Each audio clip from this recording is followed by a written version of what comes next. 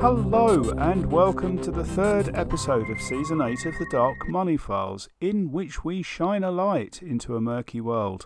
I am Ray Blake, and with me is my co-host, friend and business partner Graham Barrow. Hello Graham. Hello there, Ray.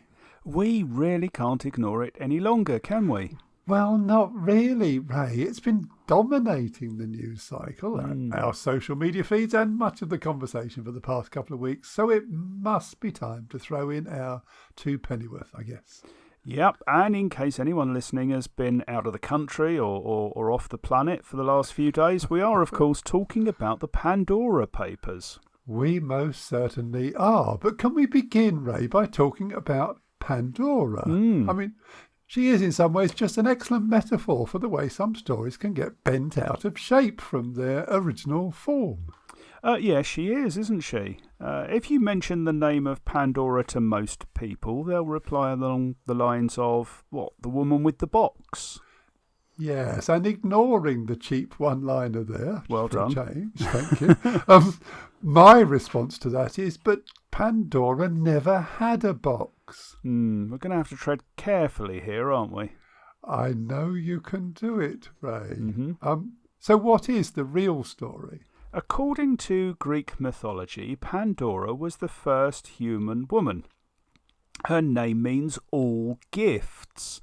It's a long story, but she was created on the orders of Zeus, and she was bestowed all manner of gifts from the gods, and I think it would be as well if the gods had kept the receipts.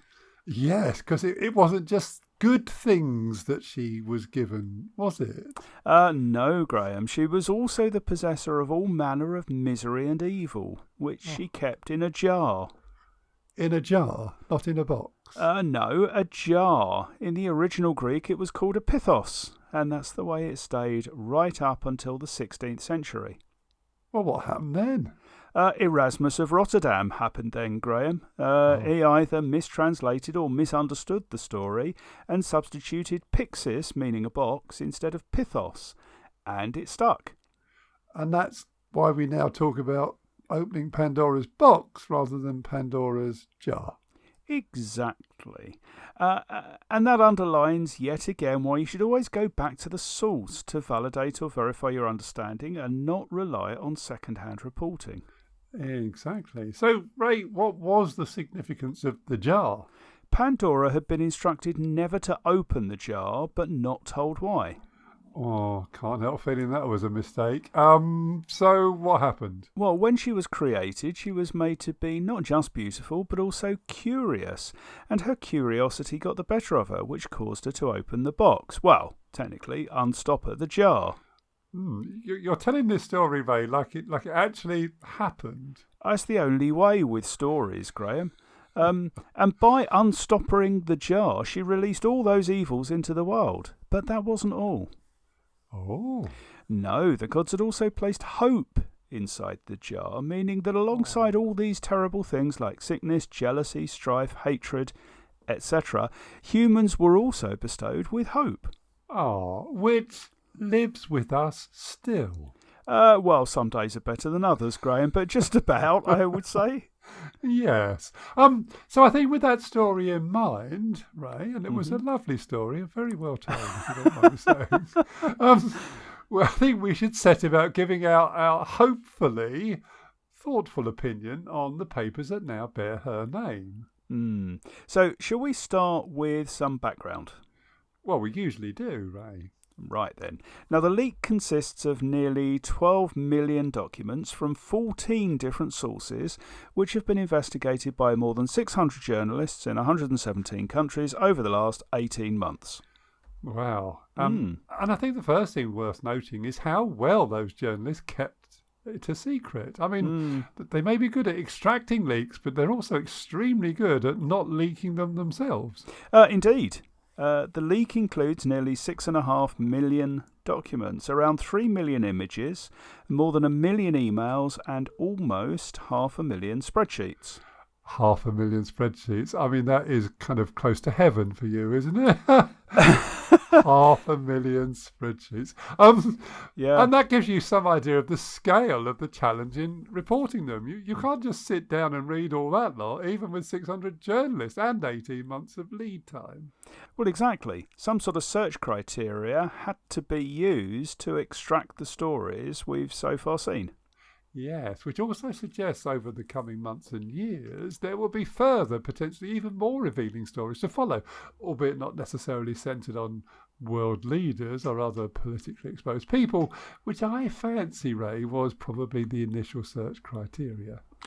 I agree. And we should talk about the 14 different sources of these documents, most of which appear to be trust and company service providers. Yeah, so was this one leaker or was it many? If it was one, how did they get access to all this material? And if it was many, did they act in concert, given it all appears to have been leaked at pretty much the same time? Now, I guess given the incredible strictness with which media outlets protect their whistleblowers, we may never know. And if it means, Ray, that these brave people stay safe, that is fair enough. What else do we know? Well, so far, more than 330 politicians from 90 different countries have been identified within the documents. And that also tells the story, doesn't it? It strongly suggests that this is not an issue confined to any one group or any one geographical location. The existence of offshore attracts the attention of the rich and famous, along with the corrupt and infamous, from all over the globe. And that's a point we need to pick up on. Self-evidently, not everyone using offshore structures is corrupt or criminal. No, not everyone using offshore is an international financial criminal, but just about every international financial criminal uses offshore, Ray. I see what you did there, Graham. But there are non-criminal uses nonetheless. There are, but the reasons for using them almost always points to some benefit that is not readily available to the likes of you or me. Whether you like it or not, they are divisive. Inasmuch as they divide the haves from the have-nots, yes. For the haves, they provide excellent opportunities to save tax, maintain secrecy, and provide a safe haven for their money when they live in locations where the rule of law is not secure. Yeah, but as is the nature of these things, those who seek to circumvent the law are usually the first to spot the opportunity, and offshore provides them with a perfect opportunity. Secrecy being the most important one. Yes, if you don't really know where the money's come from, you can't be sure it isn't criminal, and offshore provides the perfect wormhole down which criminal money can slide, only to re-emerge on the other side looking for all the world as if it is legitimate. And Graham, I think you've hit upon something here which kind of allows me, I think, to articulate my discomfort from the coverage that we've seen of the Pandora Papers so far, because the story is not about the people. The story is about the structures. Yes, Ray, it is absolutely. And the more that we focus on individual people, and you can understand why readers are keen to do that, the more we detract from the real story, which is that these structures exist and can be used by lots and lots of people. They can and of course do. So, that said, we should talk about how much is involved, shouldn't we? Well, we should, and because of the nature of offshore, the estimates vary enormously, ranging from a conservative $5.6 trillion to a possibly rather exaggerated $32 trillion. I'm not sure you could ever call $5.6 trillion, that's 12 zeros, bear in mind, a conservative amount, Graham. No, I think you're right. And I think we should also talk a bit about what it means for that money to be offshore. Very good point. Now, you might think that it's all just sitting in bank accounts, but that's probably not right. And that's quite right, because a lot of these anonymous offshore companies will actually be holding assets which are most definitely not located in the same place as these companies are. For example, a whole swathe of UK property is known to be owned by offshore companies. But that's pretty much all we do know, because the UK government sadly has consistently failed to meet a promise of requiring all offshore companies who invest in UK property to reveal their underlying beneficial owners. Wonder why that is. Well, I can't imagine, Ray. But what you... But what you can say is that all this money in bank accounts or invested in property is a double whammy for the economies of most countries, and not in a good way. I think you need to explain. Well, sure. First of all, these are passive investments. They don't contribute to economic activity. It isn't funding research or industry or helping to provide jobs. And secondly, it distorts local economies because the need to shelter money of uncertain provenance is largely more interested in finding a safe home than the most economical methodology of doing so. Then it's going to inflate prices. Well, yes, and that also affects local economies because these properties are not usually bought as homes. So for most or sometimes all of the time, nobody lives there, and that means no one to shop in the local stores or send children to the local schools or frankly all the other things that normal communities do. And that's probably one of the biggest learning points from this leak. It doesn't tell us anything substantially new that hasn't come from previous leaks. There are new names and some new countries being dragged in, but essentially they're doing the same things we already knew about. Yeah, but I guess what it does do, though, it reinforces just how widespread the problem is and hopefully will provide further impetus to stop looking at the problem as a them and us issue, because the relationship between countries generating criminal or corrupt funds and those providing shelter for them is clearly symbiotic. Ooh, symbiotic.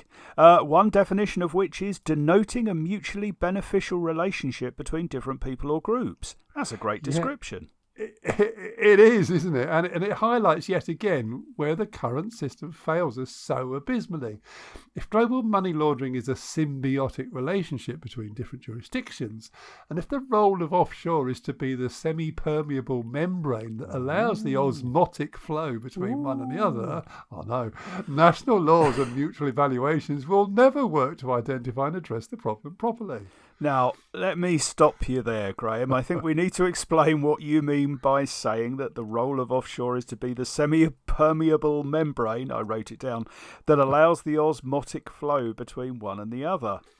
Well, firstly, I really fancied saying that sentence, but I think... Well, so did I. That's why I repeated it. It's good fun, isn't it? But I think you're right. And Ray, pick up the story, explain.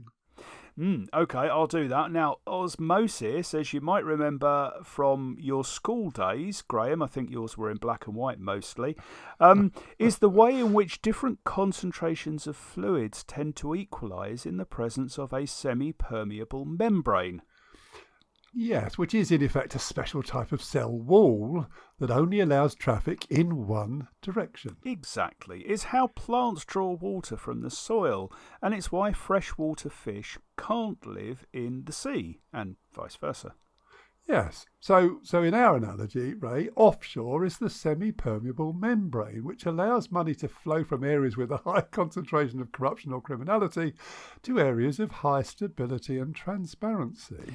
And the act of flowing through that membrane also bestows the magical quality on the assets of removing most evidence of their course, making it difficult to follow the money back in the other direction. And just as is the case with different concentrations of liquids, where it's meaningless to talk about good or bad levels of concentration, we need to get away from talking about bad and good jurisdictions from a financial crime point of view. Oh, definitely. If the safe home for criminal assets didn't exist, the temptation to steal is reduced. We live in a world where there is little desire to deal in cash, especially when it comes to significant assets, and not just a bit of a hedonistic lifestyle. So the need to clean it up is essential. Yeah, and we all know where those safe homes are, don't we? I think we do. So what difference will publication of all these stories make? Well, I think we need to look at the Panama Papers for a clue, Ray. Initially, when they were leaked, there was a huge impact from the reporting, but it took time and more investigation and continued pressure for changes to come about, but eventually they did. And it was helped by placing a lot of the material into the public domain through the Offshore Leaks website, which is still used today for further research and investigation. Mind you, we're already seeing real-world impact in some of the latest stories. OK, so have you got an example we can share? Yeah, there is news recently from the ICIJ, the International Consortium of Investigative Journalists, and that relates to publication of a story arising from the leak relating to indicted but now sadly deceased antiquities dealer Douglas Latchford. Now he is the British guy who was famous, or maybe I should say infamous, for dealing in Cambodian antiquities, isn't he? Yep, he had an enormous personal collection as well as selling a great many others to various museums around the world. After his death, his daughter donated the entire collection, estimated to be worth at least $50 million, to the Cambodian government, and it will now be displayed in the National Museum of Cambodia. Well, hurrah to that. But what role did the Pandora Papers play then? Well, they revealed a complex web of corporate and trust structures created by Latchford for inheritance purposes, supposedly, that allowed them to identify at least 27 works of art linked to Latchford, which had ended up in major museums around the world. And what about the response? Well, many of them responded that they were in any case subject to live investigations, but one, the Denver Art Museum, has reportedly indicated that it will be returning 4 antiquities to Cambodia, which it acquired through Mr. Latchford. Well, now that is really interesting and hopefully a sign of more to come.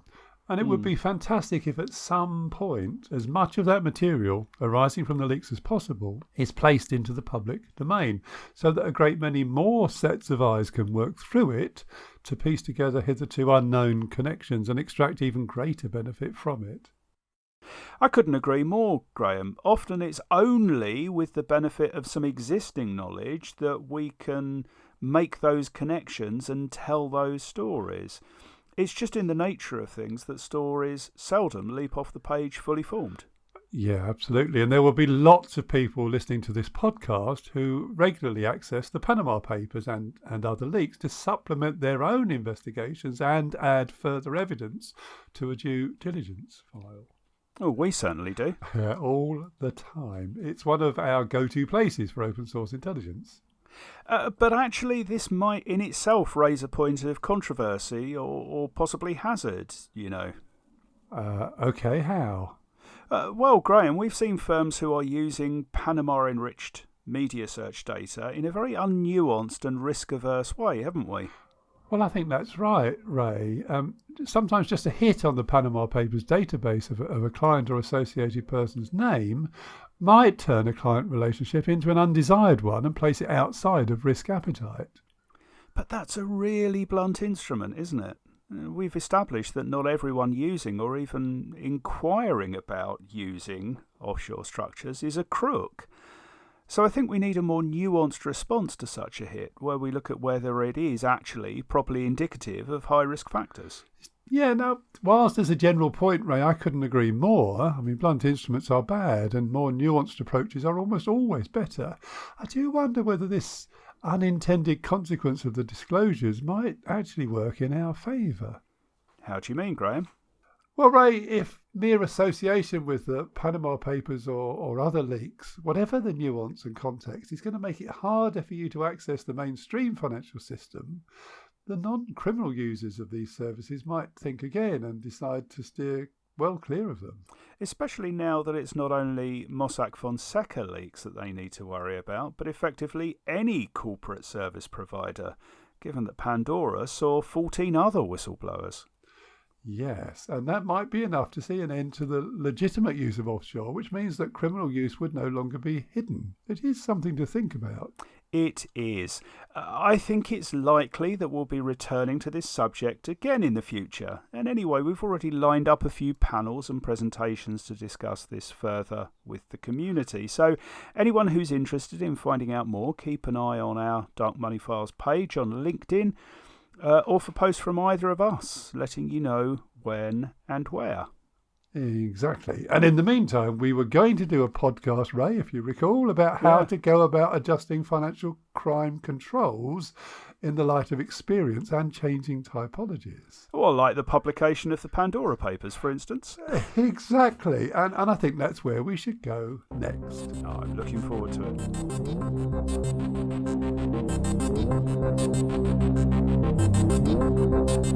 it.